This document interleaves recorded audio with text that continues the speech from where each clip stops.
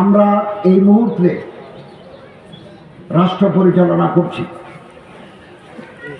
এবং কিছু সংস্কার কাজ আমরা হাত দিয়েছি। খুব তাড়াতাড়ি সংস্কার শেষ হয়ে যাবে।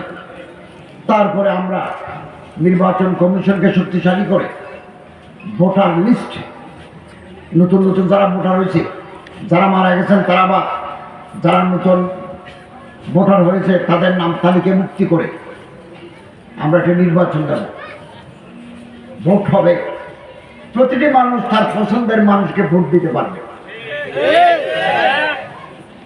ভোটের দাম হয়ে যাবে তখন,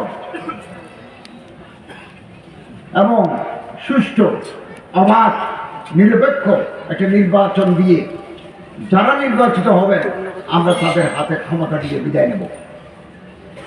আমরা এখন নির্বাচনের ট্রেনে উঠেছি। এই ট্রেন অল্প সময়ের ভিতরে স্টেশনে গিয়ে পৌঁছবে। আপনাদের সহযোগিতা চাই, আপনাদের পরামর্শ চাই। আমাদের ভুল হতে পারে, আপনারা আমাদেরকে পরামর্শ দিবেন যাতে আমরা ভুল থেকে বাঁচি। আল্লাহ না করুন, আল্লাহ না করুন, বর্তমান অন্তর্বর্তী সরকার যদি ব্যর্থ হয় অমানিসার অন্ধকার নেমে আসবে জাতির উপরে, বাঁচতে পারবেন না, মহাদুর্যোগ হবে। আমরা ক্ষমতা ধরে থাকতে আসি নাই, আগামী দিনে যারা আসবেন তাদের জন্য পথ ক্লিয়ার করতে এসেছি ইনশাআল্লাহ আজিজ। একদিনে 16 বছরের 15 বছরের জঞ্জাল পরিষ্কার করা যায় না, এগুলো করতে সময় লাগে। আমাদের হাতে সময় কম, আমরা রাত দিন পরিশ্রম করে যাচ্ছি। রাত দিন আমরা পরিশ্রম করে যাচ্ছি, গভীর রাত পর্যন্ত। কাল সকালে আবার মিনিস্ট্রিতে আসবো, কাজ, সারাদিন কাজ। তো আমরা আপনাদের সাথে আছি।